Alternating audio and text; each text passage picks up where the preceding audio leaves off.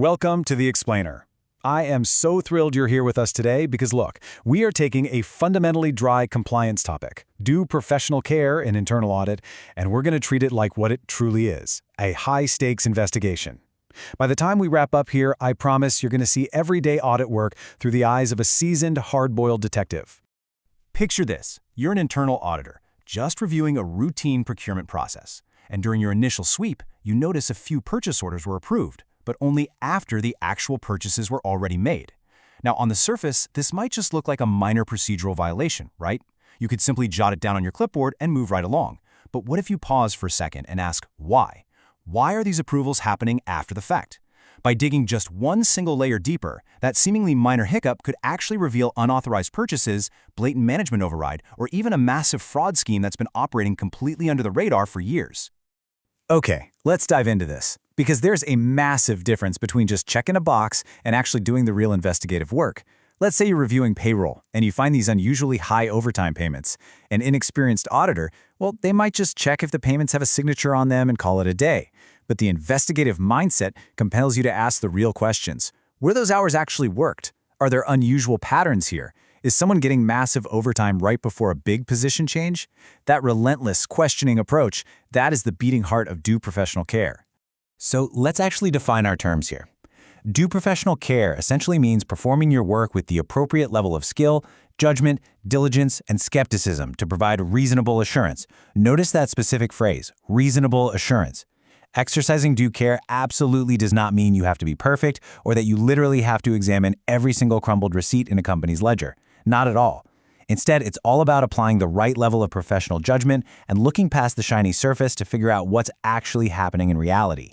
And that perfectly brings us to a core philosophy shared by every great auditor. Trust is important, but verification remains fundamental. Let's say you report that user access rights aren't being properly removed for terminated employees. Management shoots you a quick email back saying, "Yep, all fixed." Is that enough? Yeah, definitely not. An auditor exercising true due care doesn't just blindly trust the email. They go in and verify the actual system logs. Understanding the stakes here is absolutely crucial, because what is the fallout of ignoring this level of due care?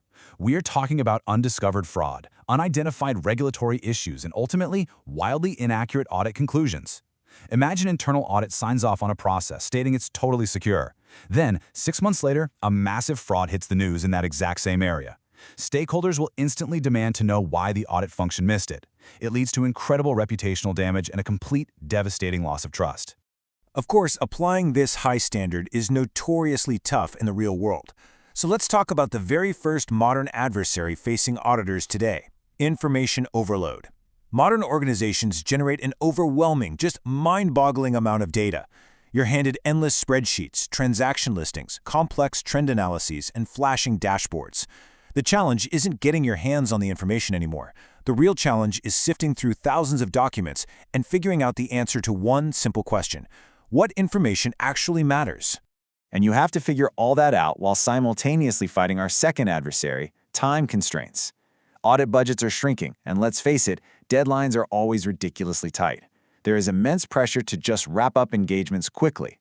Suppose you only have 2 weeks left before a massive report is due, and suddenly you stumble across a really unusual transaction pattern. The easy route is to document it briefly and move on, but speed can never ever become an excuse to compromise your quality. Due professional care means having the courage to recognize when good enough simply isn't good enough. Now compound those intense time constraints with incredibly complex new blind spots created by emerging tech. Think about a company rolling out a new AI-based system to approve loans. As an auditor, you have to evaluate this. Who actually controls access? What happens if the AI model hallucinates a terrible business decision? How is the system's ongoing accuracy being monitored? If you don't fully understand these technologies, you simply cannot identify the risks they bring to the table. The final major hurdle is the sheer danger of over-reliance on management explanations. Management might give you an incredibly smooth, perfectly reasonable-sounding explanation for a really strange transaction. Oh, that massive offshore payment? That was just an urgent business expense to secure a critical new vendor. Honestly, it sounds great. But a good detective never stops there. You still have to ask for the supporting documentation, the official sign-offs, and the actual business purpose. Remember, verify, verify, verify. All right, now that we know exactly who our adversaries are, how do we actually fight back? Well, here are 6 essential weapons for the modern auditor's toolkit. 1. Adopt a questioning mindset.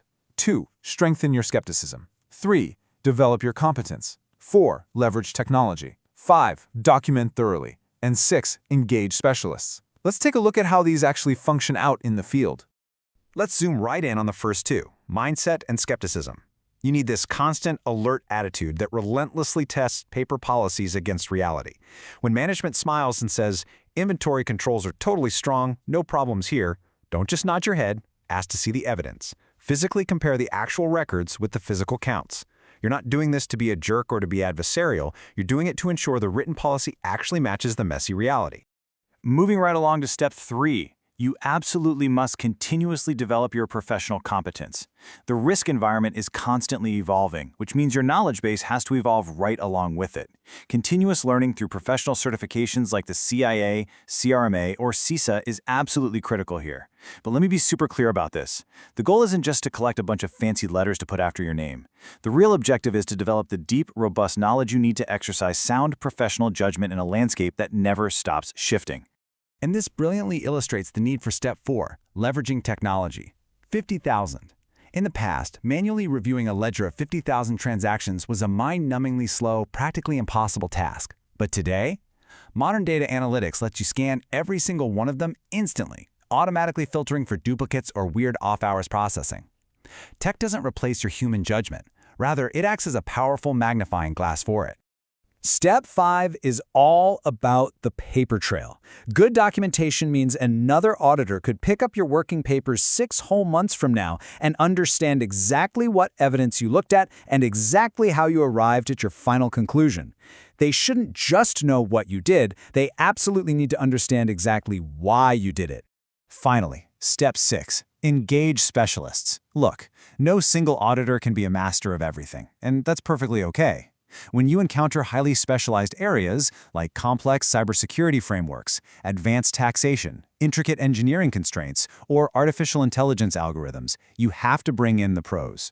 Recognizing the limits of your own competence is not a weakness. In fact, acknowledging those limits and taking decisive action to bring in an expert is a fundamental, textbook act of exercising due professional care. As we start to bring this all together, I want you to remember the core philosophy here. Don't just look at a process, truly investigate it. Don't just accept an explanation, verify it. Don't just run a standard test, think deeply about the underlying risk. And don't just jump to a conclusion, carefully, thoughtfully consider the evidence. The best auditors in the world never, ever confuse speed with quality. Which leaves us with one final vital question. The question that transforms a routine, boring audit into a truly valuable asset for any organization. Whenever you find a minor observation, whenever something looks just a tiny bit out of place, challenge yourself to ask, what else should I look at? I challenge you to apply this powerful detective mindset to your very next engagement. Dig one layer deeper, because asking that one simple question just might be the key to uncovering and preventing a massive, catastrophic problem. Thank you so much for joining me today, and I'll see you in the next explainer.